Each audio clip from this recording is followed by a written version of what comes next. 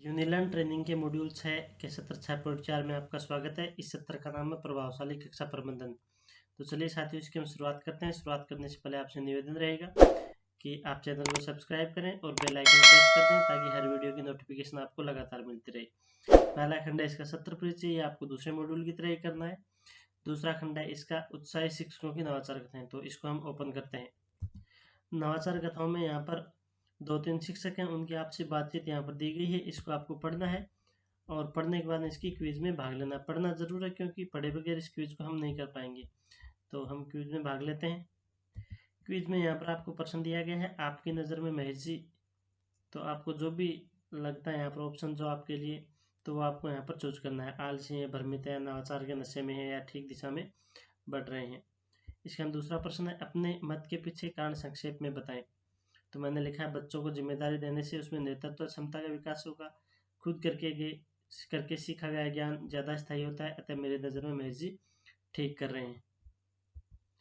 तीसरा क्वेश्चन है, यहाँ पर छात्रों को अपनी उपस्थिति स्वयं दर्ज करने देने के बारे में आपका क्या विचार है। तो छात्रों को पहले उपस्थिति के बारे में अच्छे से समझा देना चाहिए कि उपस्थिति कैसे ली जाती है, फिर उनसे यह काम करवाना भी चाहिए जिससे उनमें जिम्मेदारी जैसे गुणों का विकास हो। तो कुछ इस तरीके से आप भी यहाँ पर लिख सकते हैं। इसके बाद में हम सबमिट करके और बैक चलते हैं।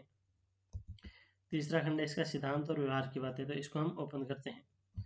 यहाँ पर आपको 5 पॉइंट दिए गए हैं। सबसे पहले कक्षा का माहौल, इसको ओपन करेंगे। क्विज में आपको पहला प्रश्न दिया गया है, शिक्षकों द्वारा उठाए जाने वाले कदमों के सामने क्लिक करके चुनें कि वह भौतिक है, सामाजिक है या भावनात्मक कदम है। तो पहला जो है, महेश जी ने मिलकर बच्चों के साथ कक्षा की सफाई की, ये तो भौतिक है। दूसरे में है, प्राचार्य ने रमेश जी से कहा कि जब आप कक्षा में प्रवेश करें तो थोड़ा मुस्कुराया करें, भावनात्मक। अगले में आएगा सामाजिक, उसके बाद है भौतिक। पॉइंट नंबर 5 में आएगा भावनात्मक। पॉइंट नंबर 6 और 7 में मेरे गलत हो चुके, मैं आपको नीचे दिखा देता हूँ। और पॉइंट 8 में आएगा यहाँ पर भौतिक। तो पॉइंट नंबर 6 और पॉइंट नंबर 7 में आएगा सामाजिक और भावनात्मक। यहाँ पर नीचे इनके सभी के आंसर दिए गए हैं। और इसका दूसरा प्रश्न है, कक्षा के माहौल के संबंध में ऐसी 3 बातें जोड़ें जिन्हें किसी भी शिक्षक को नहीं करना चाहिए, जैसा कि बार बार चेतावनी देना, आलोचना करना या दबाव डालना। तो यहाँ पर 3 बातें आपको लिखनी है जो शिक्षक को नहीं करनी चाहिए। किसी बच्चे को बेवजह नहीं डांटना चाहिए, बच्चों को डिमोटिवेट नहीं करना चाहिए और कक्षा का माहौल सकारात्मक रखने की कोशिश करनी चाहिए। तो यहाँ पर आप 2-3 बातें अपने हिसाब से लिख सकते हैं जो आपको क्लास में नहीं करनी चाहिए। इसके बाद में हम सबमिट करके और बैक चलते हैं। दूसरा खंड इसका संसाधनों का प्रयोग, तो इसको ओपन करते हैं। यहाँ पर लिखा हुआ कम से कम 2 प्रकार के संसाधन हमारे पास होते हैं, भौतिक और सामाजिक। तो सबसे पहले हम भौतिक संसाधन को ओपन करेंगे।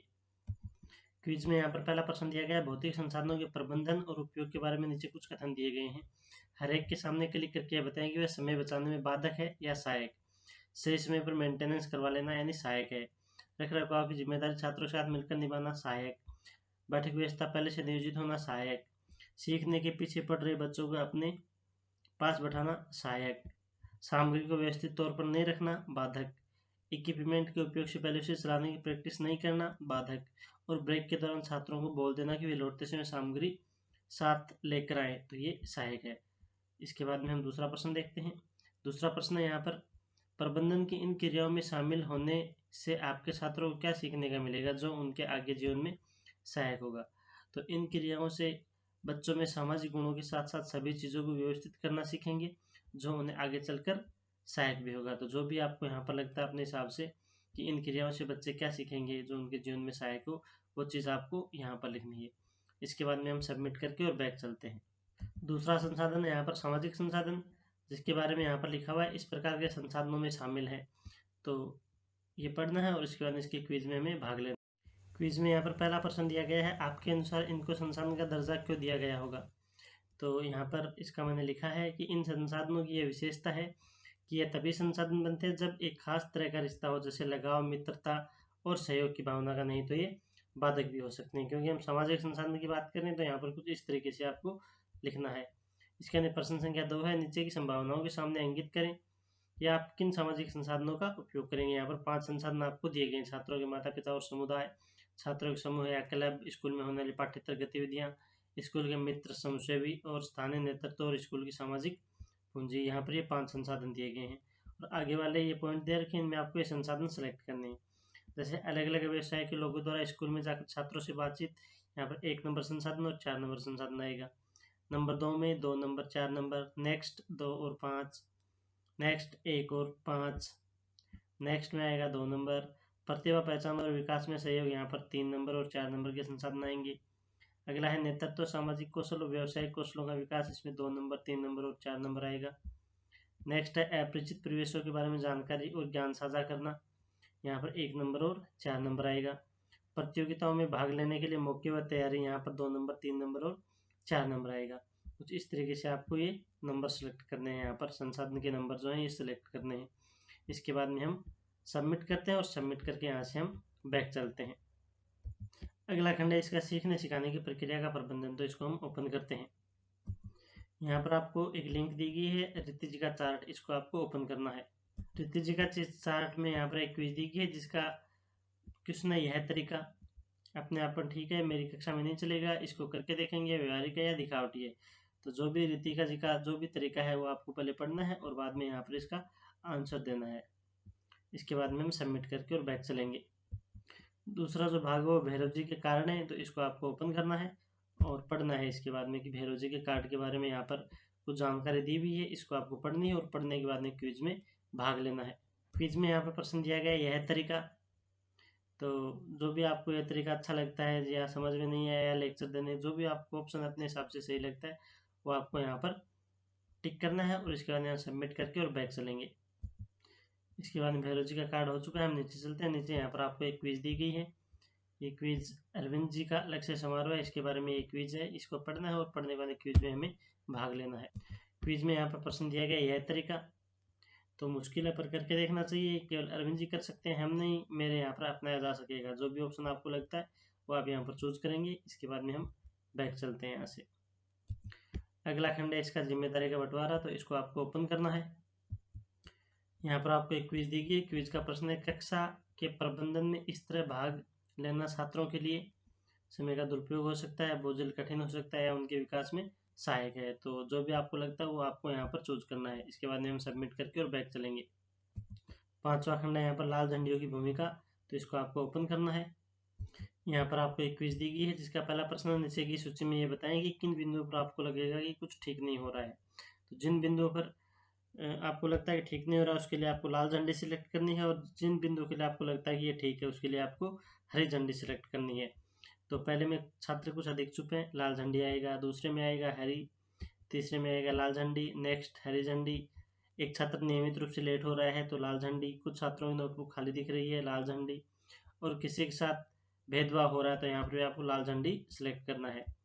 इसके बाद में क्वेश्चन दिया गया है आगे, अपने अनुभव के आधार पर ऊपर की सूची में कम से कम 2 और लाल झंडी वाले बिंदु आपको यहाँ पर जोड़ने हैं। तो समूह के 2 बच्चे कुछ नहीं लिख रहे हैं, 2 बच्चे ज़्यादा बोलते हैं, यहाँ पर 2-3 बिंदु आपको यहाँ पर लिखने हैं। आगे किसी भी एक लाल झंडी वाले बिंदु के बारे में यह लिखें कि इसे और बड़ी समस्या बनने से रोकने के लिए आप क्या करेंगे। तो मैंने यहाँ पर जो बिंदु नंबर 5 है, एक छात्र नियमित रूप से लेट हो रहा है, तो इसके बारे में मैंने लिखा है कि ये समस्या बड़ी ना बन जाए। बिंदु नंबर 5, नियमित लेट आने वाले बच्चे को लेट आने का कारण जानना, उनके परिवारजनों से संपर्क कर बच्चे का समय पर स्कूल में भेजने के लिए कहना और सभी बच्चों को समय की महत्ता बताना। तो कुछ इस तरीके से हम लिखेंगे ताकि ये समस्या बड़ी ना बने। इसके बाद में हम सबमिट करके और बैक चलते हैं। सिद्धांत और व्यवहार की बातों के अपने 5 खंड यहाँ पर कंप्लीट हो चुके हैं, तो हम यहाँ से और बैक चलते हैं। अगला खंड है इसका हमने सीखा समझा, तो इसको ओपन करते हैं। हमने सीखा समझा यहाँ पर क्वेश्चन नंबर फर्स्ट दिया गया, इस सत्र में जिन बिंदुओं पर बात नहीं हुई उन्हें क्लिक करके हटा दें। यानी जिन जिन टॉपिक पर हमने इस मॉड्यूल में बात नहीं की वो टॉपिक आपको यहाँ से हटाने हैं। तो एक आएगा शिक्षण के मानक और सूचक, साथ ही शिक्षकों के साथ समन्वय और भेदभाव से होने वाले प्रभाव, और चौथा यहाँ पर मैंने सिलेक्ट किया कक्षा का प्रबंधन का उद्देश्य, जो कि गलत है। यहाँ पर आपको सिलेक्ट करना है शिक्षण सामग्री की उपयोगिता, ये इसका राइट आंसर है। नीचे आप यहाँ पर राइट दे सकते हैं। शिक्षण के मानक और सूचक, शिक्षण सामग्री उपयोगिता, भेदभाव से होने वाले प्रभाव और साथ ही शिक्षकों के साथ समन्वय। इसके बाद में हम यहाँ से सबमिट करके और बैक चलेंगे। अगला खंड है इसका स्व आकलन, तो इसको ओपन करते हैं। स्व आकलन का क्वेश्चन नंबर फर्स्ट है, आपकी नज़र में एक प्रभावशाली शिक्षक के क्या गुण होने चाहिए। तो इसका राइट आंसर है अपने शैक्षिक ज्ञान को बच्चों के अनुसार शिक्षण क्रिया में बदल पाना। दूसरा क्वेश्चन है जिसका राइट आंसर यहाँ पर दिख रहा है आपको, क्षमता का मतलब है हमारे अंदर शिक्षण की कितनी काबिलियत है, और प्रदर्शन का मतलब है हम कक्षा में उसका कितना उपयोग कर पाते हैं। नेक्स्ट क्वेश्चन है जिसका राइट आंसर हो जाएगा शिक्षण प्रशिक्षण में अपनी भागीदारी को मापना। क्वेश्चन नंबर 4, यहाँ पर आपको शिक्षक द्वारा उत्साहवर्धक और समतापरक माहौल का निर्माण किया जाता है, इस मानने के लिए 4 सूचकों का सही स्तर क्या है? तो पहले में आएगा लेवल 3, दूसरे में आएगा लेवल 2, थर्ड में आएगा लेवल 4 और नेक्स्ट में आएगा लेवल 1। इसके बाद क्वेश्चन नंबर 5, कक्षा प्रबंधन का उद्देश्य कि हम यह सुनिश्चित कर सकें कि, तो इसका राइट आंसर हर छात्र के लिए अधिक से अधिक सीखने का समय और मौके हैं। क्वेश्चन नंबर 6, शिक्षण की दृष्टि से रूटीन का अर्थ है, तो रूटीन में यहाँ पर आएगा बार बार की जाने वाली क्रियाओं की पूर्व निर्धारित तरीकों को बदलना। तो इस तरीके से आपको सभी क्वेश्चनों का जवाब देना है और उसके बाद में हम यहाँ से सबमिट करके और बैक चलते हैं। अगला खंड है इसका पूरक सत्र के कार्य, तो इसको हम ओपन करते हैं। पूरक सत्र के कार्य में यहाँ पर आपको एक क्विज दी गई है जिसका पहला प्रश्न है पाठ्य पुस्तक से जुड़ा और अन्य शिक्षण संसाधन। अपने विषय के शिक्षण के संबंध में सामाजिक संसाधनों के प्रयोग के बारे में 3 संभावनाएं नीचे लिखें। तो अपने विषय से संबंधित सामाजिक संसाधन जो भी हैं उनकी आपको यहाँ पर डिटेल बताने की संभावनाएं नीचे यहाँ पर लिखनी है। जैसे मैंने लिखी है बच्चों को घर का हिसाब किताब साझा करना, सामाजिक कार्यक्रमों में बच्चों की भागीदारी बढ़ाना और बच्चों से ऐसे काम करवाना जिससे उनमें जिम्मेदारी, ईमानदारी, नेतृत्व जैसे सामाजिक गुणों का विकास हो। इसका दूसरा है वैचारिक विस्तार। क्या कक्षा प्रबंधन इतना महत्वपूर्ण विषय है कि इस पर इतना सारा समय दिया गया? तो आपको लगता है कि हाँ महत्वपूर्ण तो लिखेंगे यस, नहीं लगता तो लिखेंगे नहीं और उसका कारण भी साथ में लिखेंगे। तो मैंने यहाँ पर लिखा हाँ कक्षा प्रबंधन महत्वपूर्ण विषय है क्योंकि कक्षा का उचित प्रबंधन सीखने के ज़्यादा मौके उपलब्ध कराता है। अगला क्वेश्चन है खुद करने की बारी। आप अपनी कक्षा में किस तरह का रूटीन अपनाना चाहेंगे उसके बारे में संक्षेप में नीचे लिखें। तो जो भी रूटीन आप अपनाना चाहते हैं वो आप यहाँ पे लिखेंगे। जैसे मैंने लिखा है ऐसा रूटीन जिससे बच्चों को सीखने के ज़्यादा मौके मिले, जैसे क्रियाकलाप करवाना, समूह शिक्षण, खेल विधि द्वारा शिक्षण तथा ऐसी शिक्षण योजना बनाना जिससे किसी विषय वस्तु के प्रति बच्चों की रुचि विकसित हो। अगला है मेरी स्वयं की संदर्शिका।